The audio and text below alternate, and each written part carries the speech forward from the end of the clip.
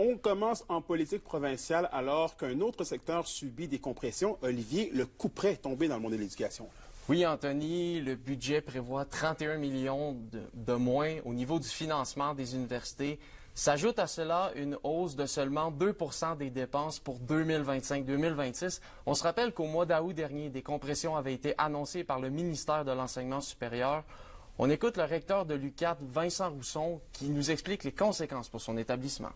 On nous annonçait un réinvestissement d'autour de 1,5 dans les universités. On est autour de 2,1 Il en demeure pas moins que c'est au moins 2 en bas des coûts de système de l'université. Donc, ça indique automatiquement que l'université sera en compression budgétaire pour la prochaine année.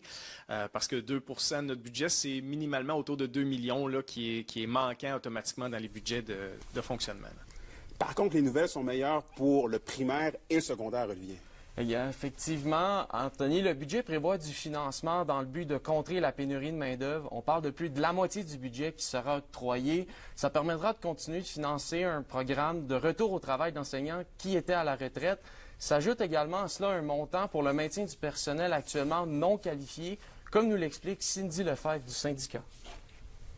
Autre bonne nouvelle aussi qui est similaire, c'est les sommes qui ont été investies pour aider les gens qui sont en ce moment dans le réseau, mais qui sont pas légalement qualifiés. Donc, il y a des mesures pour soutenir justement ces gens-là pour arriver à l'obtention d'un brevet. Donc, on a besoin de gens qualifiés. Puis, évidemment, qu'on est heureux que le gouvernement soutienne ça.